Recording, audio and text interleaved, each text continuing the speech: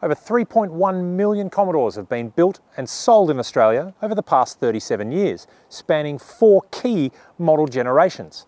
But with this, the VF Series 2 have Holden saved their very best until last. Now, while VF2 is just an update, there are some pretty decent changes. All sports models, including SV6, get the revised front end. Calais, although it looks the same at the front, has an update to the back, including new tail lamps. Speaking of lamps, Sportwagen gets cool LED numbers. But all the big changes are here in SS, SSV and SSV-Redline models, which get a 6.2 litre, 304 kilowatt, 570 Newton metre LS3 V8 engine as standard. So, why the changes? Well, the new front air dam actually lets more air in to keep the engine cool, but in turn reduces the car's aerodynamics. So, these vents on the side help air rush past the side of the car, reducing the overall drag coefficient, where the vents on top simply let all the hot gas escape, keeping the big LS3 cool. Now, part of the LS3 upgrade is this, the mechanical sound enhancer, which essentially pipes induction noise into the cabin to help balance out the noise you get from the bimodal exhaust at the back, which we'll get to in a minute. Now, all of this gives you a much more snarly, entertaining, and certainly louder exhaust experience, reminding you, well, you've gone for the big Aussie V8. Now, before we go for a drive, not everything's changed. Well, the boot hasn't changed, still big. Back seat hasn't changed, still big, still comfy, still no charge points.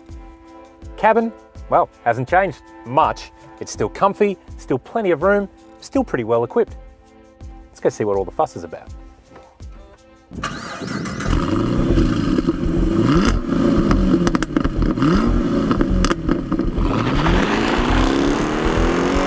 Now, one of the biggest changes for VF2 has been the bimodal system exhaust, which is configured from the MyLink touchscreen here. To give you an example of what it's like, you've actually got a lot more V8 noise in the cabin with the system off anyway, thanks to some clever piping up front. To give you an indication of the difference, now that's off. If we put our foot down with the exhaust system activated, you certainly know that it's there. In terms of acceleration, say on a freeway on-ramp, to go from 50 kilometers an hour up to 100, the big SS has got plenty of power. Now, Commodore's cabin's always been very good, and of course VF2 is no exception. It's still very comfortable, it's a little bit louder thanks to the exhaust, but it's a very premium feel, particularly for an Australian-built car, which is a testament to the hard work that's been put in by Holden and their engineers. For the Redline model, you now get Brembos at all 4 wheels, which really helps with stopping power and actually makes the car a lot more track focused for any enthusiasts out there. Ride is also improved by the change to the rear suspension. You've got a slightly thinner sway bar, but there are different mounting points that gives the car a lot more compliance over standard roads, but still very direct and capable turn-in when you're pushing it pretty hard. Now, with the mighty 6.2 now under the bonnet, there is a 12.5% performance gain over the previous VF generation. How does that translate? Well, there's a lot of seat of the pants feeling of certainly more power.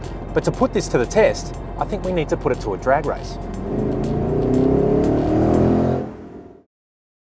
Okay, well, let's put the LS3's performance credentials to the test the most sensible way we know how. Here is a 6.2 litre VF2 SS Ute. And there is a 6 litre VF Series 1 SS Ute, driven by my handsome assistant Paul. We're going to do this in a very sensible and mature way. Loser buys lunch. Let's go.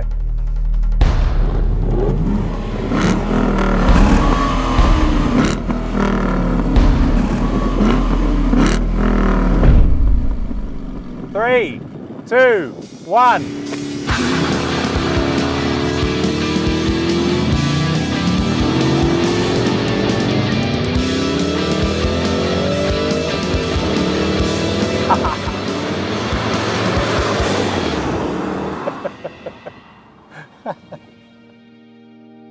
Well, the VF Commodore has always been a very good car.